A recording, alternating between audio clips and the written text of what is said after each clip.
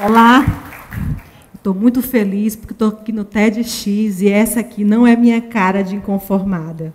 Eu vou mostrar para vocês qual é a cara de inconformada.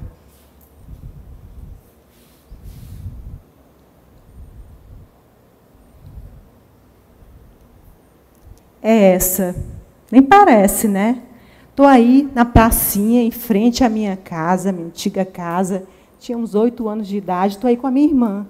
Estou muito inconformada. É até difícil de ver, porque a foto é um pouco antiga, está embaçadinha. Eu vou mostrar para vocês o motivo do inconformismo. Estava nos meus pés. Eu não podia andar descalça. Aos 8 anos, eu desenvolvi um tipo de alergia que me impedia de andar descalça. Eu tinha alergia a sapatos com material sintético, a chão quente, a tudo. Meus pés ressecavam, criavam bolhas, a ponta dos dedos abriam. Então, todo dia eu sofria um pouco. Aquele diagnóstico, na verdade, me adoeceu. Sabe por quê? Porque todo dia eu fazia parte de uma turma e a gente ia para a pracinha. O que as crianças faziam quando chegavam na pracinha? A primeira coisa, tiravam os chinelos e colocavam debaixo de uma árvore, ou então colocavam no braço como se fosse escudo.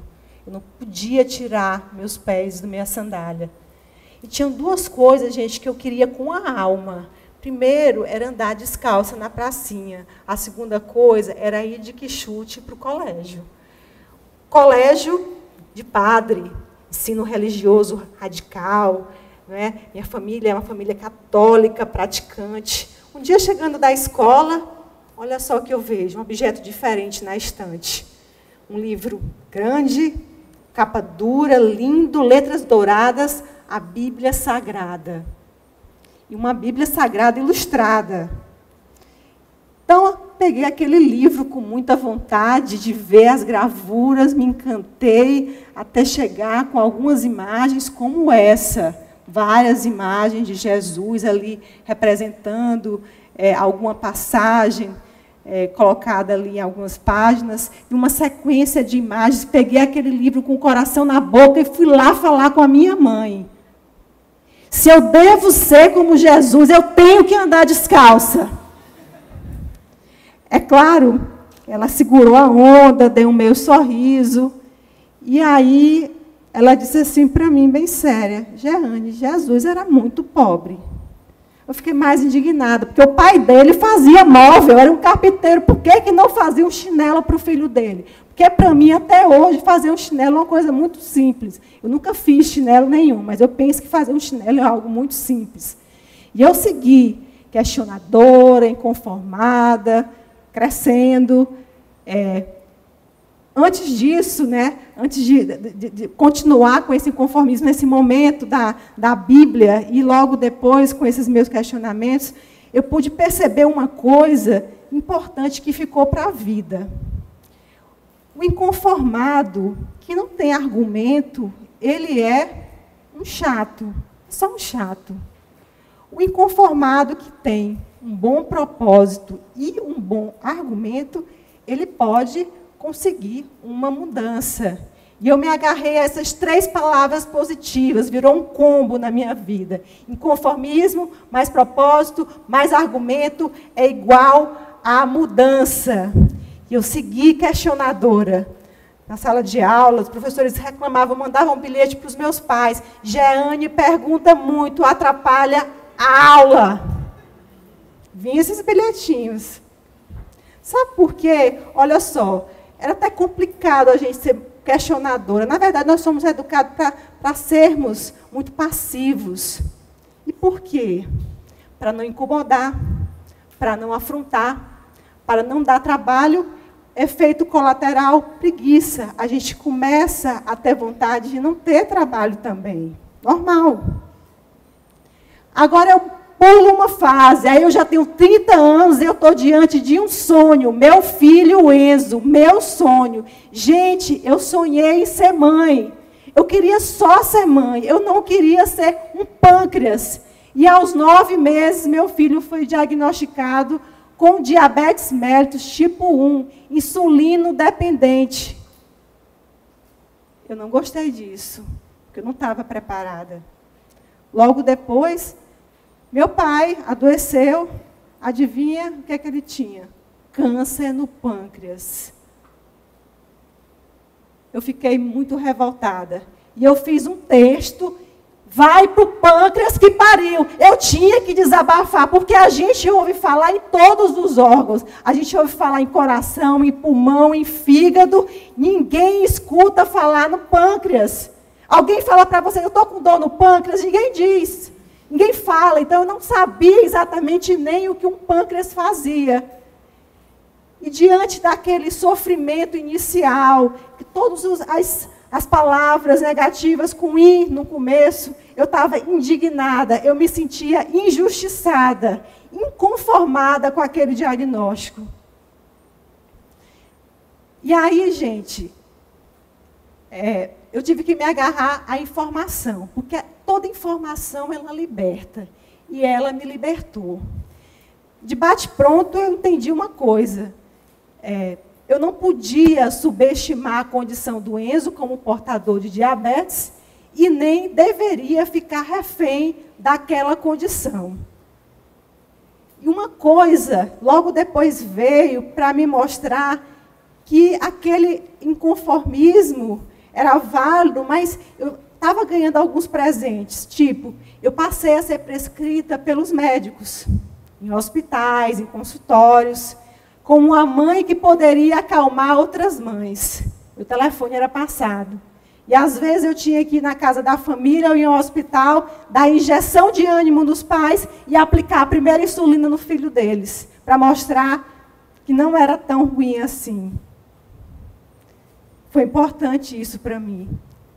Um ano depois dessa história, Enzo com o diagnóstico, eu mais tranquila, mais aliviada, enfim, tem vida, eu conheço pâncreas, eu sei como é você, pâncreas.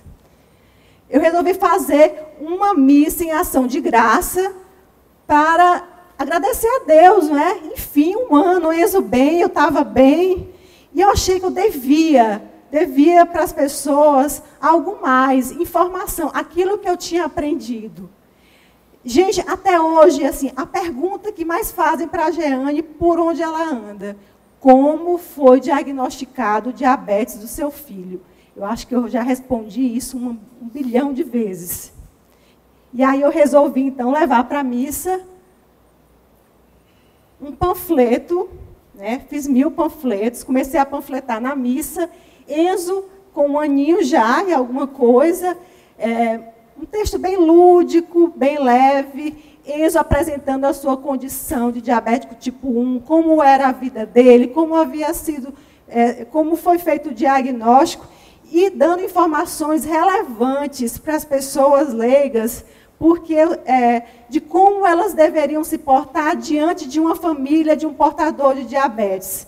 Isso, para mim, foi muito importante ter colocado, porque eu queria integrar o Enzo numa rotina normal de uma criança, mas era complicado chegar num shopping, tirar uma insulina da bolsa e aplicar, porque a pessoa que estava do lado vinha me consolar chamando ele de coitado, e eu estava lutando para fortalecer a autoestima dele. Vocês entendem? Eu precisava dizer para as pessoas, para elas não olharem para o diabético como se ele fosse um coitado. E o mais interessante foi ver o seguinte, uma corrente se formou a partir desse panfleto. Não tinha rede social nesse tempo. O que aconteceu? Eu fiz 1000 panfletos, as pessoas foram vendo, pedindo para doar mais 1000, mais 1000, mais 1000. Por fim, a gráfica foi a última doadora. Pegue, minha filha, mais 1000 panfletos. Passei assim um tempão distribuindo isso e foi muito interessante. Ver essa corrente e como eu faço conexão com todas as coisas que acontecem em minha vida, eu pude perceber, nesse momento, a lei do retorno. Ela é certa. A gente dá, a gente recebe. Meu próximo momento foi de mãe pâncreas cidadã. Porque, gente, eles eram cidadão, criança, doente crônico. E aí, governo, o que temos para Enzo? Nesse tempo eu pensava muito no Enzo, eu estava olhando para o meu umbigo. Estou falando só dele, né? Depois foi que a luta se transformou. Então, eu descobri logo o artigo 196 A Constituição Federal, tão antiga, tem uma frase linda: a saúde é direito de todos e é dever do Estado. Isso acontece, gente? Por que nós temos plano de saúde? Porque o Estado não está fazendo o dever de casa direitinho. Depois eu descobri a Lei 11.347, foi sancionada logo um ano depois que Enzo foi diagnosticado com diabetes. É a lei mais importante da comunidade diabética brasileira, porque ela regulamenta o fornecimento de medicamentos e de insumos. Só que essa lei não é aplicada em sua integralidade, já que essa lei prevê que o rol de medicamentos dispensados devem acompanhar a evolução do tratamento. E isso nunca aconteceu. Por isso que a saúde no Brasil é judicializada. Eu mesmo precisei correr ao Ministério Público, mesmo tendo uma lei federal que dizia que meu filho tinha que receber o medicamento dele. Olha só, gente, é muito triste. Sabe o que eu fiz? As pessoas não conheciam a lei. Eu plotei o meu carro com a lei. Eu andava com essa lei estampada. Vá atrás do seu medicamento. Porque as pessoas precisam ser empoderadas. E elas só podem fazer isso se elas tiverem conhecimento dos direitos dela. Então, foi aí, nesse momento, que eu andei, feito uma louca, meu carro, só eu no mundo, com o número de uma lei. E pedindo para as pessoas tentarem descobrir o que é isso. Bem, gente, e nesse caminho todo, assim, eu pude me indignar. Foi quando eu comecei a ver muitas realidades. A realidade do Brasil é me questionar. Esse país que, na verdade, as gestões tratam muito mais da doença do que da saúde. Focam muito mais na doença em si do que na educação, do que na profilaxia, na educação em saúde.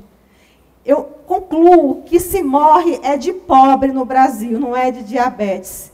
A grande maioria das pessoas que estão no limbo agora, nesse momento, elas estão morrendo de pobre. Que a pobreza começa pelo desconhecimento da própria condição, que é complexa, das leis que elas desconhecem.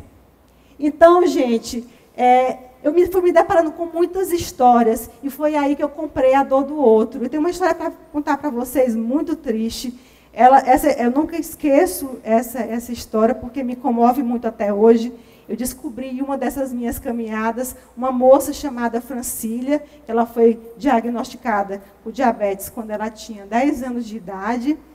Dia que eu fui conversar com Francília estava fazendo diálise no Hospital Getúlio Vargas, e Francília estava com todas as complicações já instaladas ali naquele corpo frágil. Francília tinha insuficiência renal, insuficiência cardíaca grave, e Francília estava cega. E Francília tinha o mesmo tempo de diabetes do meu filho. Eu nunca me conformei com essa história. E eu tenho uma coisa para dizer para vocês, que me tocou também bastante. Francília um dia revelou que, enquanto ela estava perdendo a visão, enquanto lia o livro O Caçador de Pipas. Francília morreu aos 22 anos.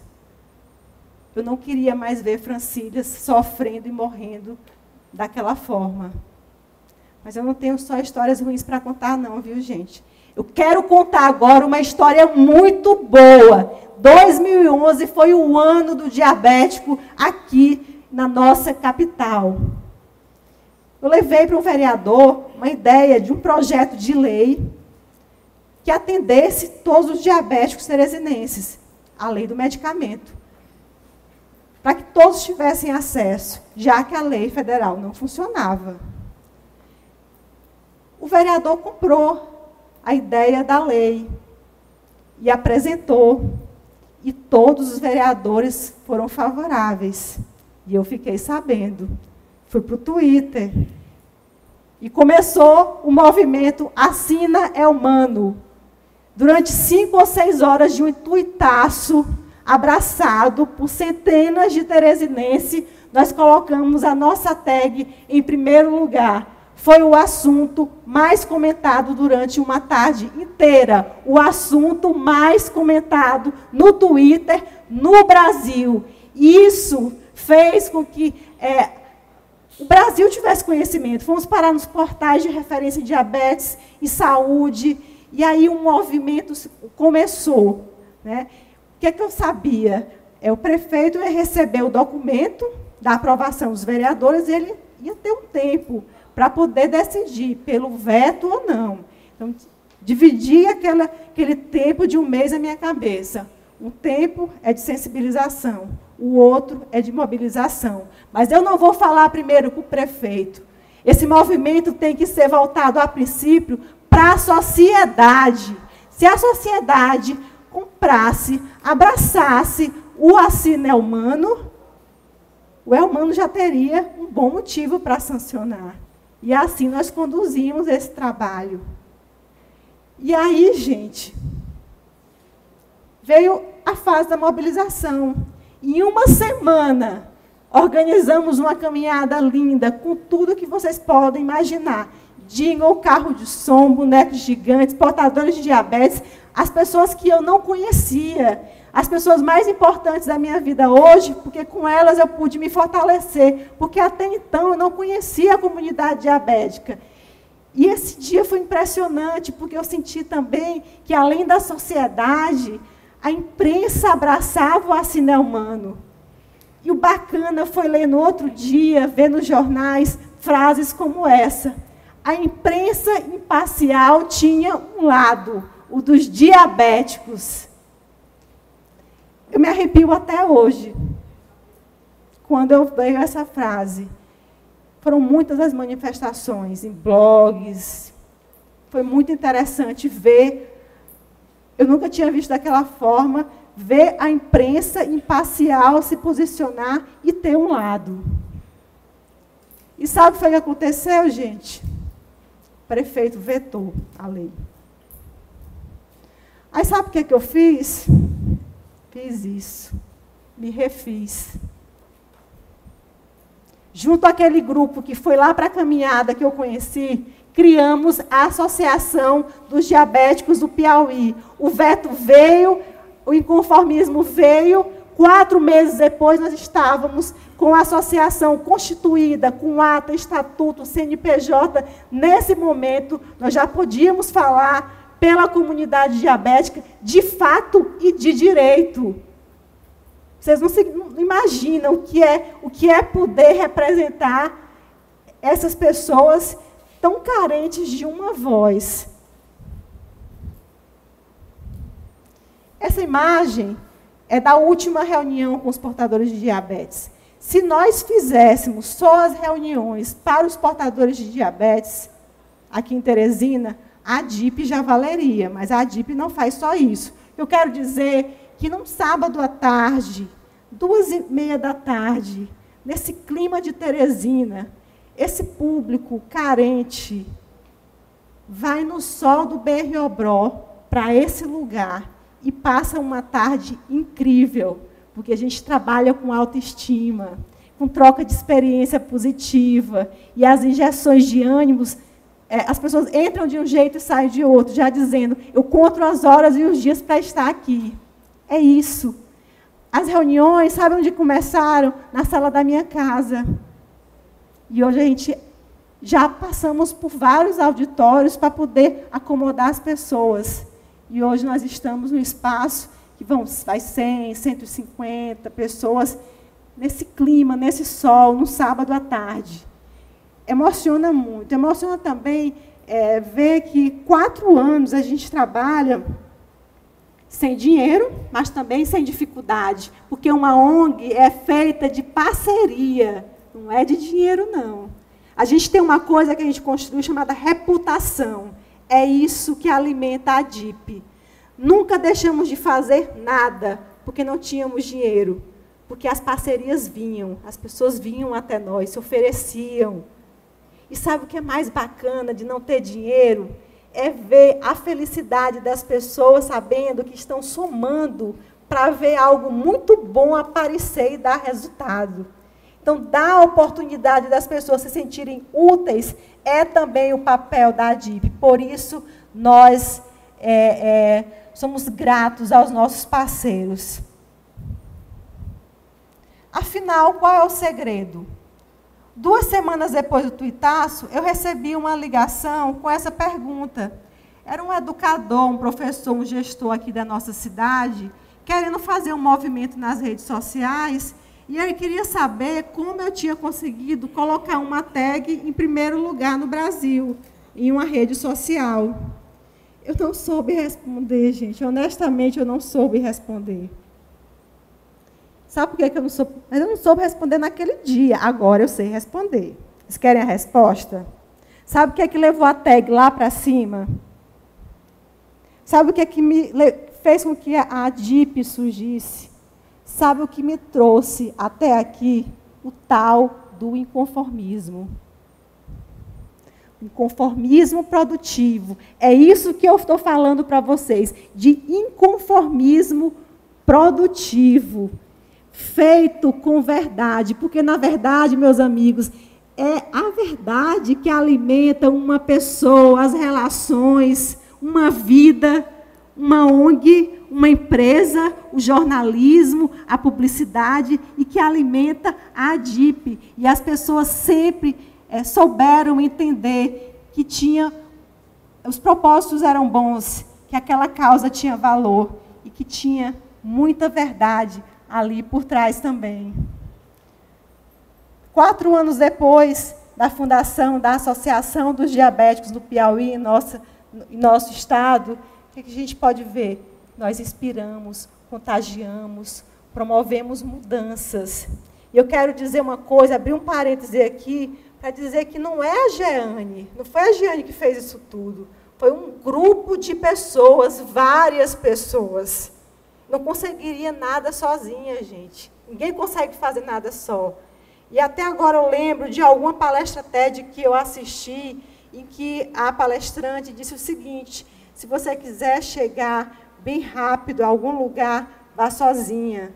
Mas se você quiser chegar bem longe, vá com as suas pessoas, com os seus amigos, com os desconhecidos que abraçarem aquilo que você abraça. E eu apostei muito nisso. E eu tenho amigos anjos, pessoas muito queridas que abraçaram o meu inconformismo. E eu sou eternamente grata por essas pessoas. Inspiramos, contagiamos, e hoje, gente, nós somos espelhos para outras instituições. Hoje nós enviamos ata, estatuto, o que a gente faz para virar espelho para que outras entidades surjam. É muito interessante ver, e uma felicidade ver, por exemplo, que a Associação dos Diabéticos de Caxias nasceu com suporte da ADIP, que outra agora nasce lá no Pará, porque está em contato com a gente está alimentando de informação, para que eles possam trabalhar direitinho, para que eles possam também conduzir os seus diabéticos da melhor forma, lutar por políticas públicas eficientes. E se tem uma coisa que eu me orgulho hoje para falar para vocês, me dirigindo, voltando a resultados, é que hoje nós fazemos contas diferentes. As contas são outras. Quantas pessoas deixaram de serem amputadas por conta do nosso trabalho? Eu não estou fazendo mais aquela conta, porque o Piauí realmente nos envergonha. 50% dos amputados em nosso estado são portadores de diabetes, pessoas que não foram educadas, que não tiveram acesso a um tratamento adequado, ou ao medicamento adequado. É um dado impressionante, porque se amputa mais diabéticos do que pessoas que sofrem de acidentes automobilísticos hoje em nosso estado. É um dado impactante. E nós, junto com aquele gestor que fez o veto lá, aquela nossa lei, depois nos tornamos parceiros. E nós criamos, junto com essa gestão, o primeiro ambulatório de feridas e pé diabético. E hoje é o Centro de Assistência ao Diabético, o CAD, que funciona ali no Lineu Araújo. Um projeto feito por nós também. Construímos essas coisas. Lembra que eu falei da lei Assinelmano, municipal, não foi sancionada.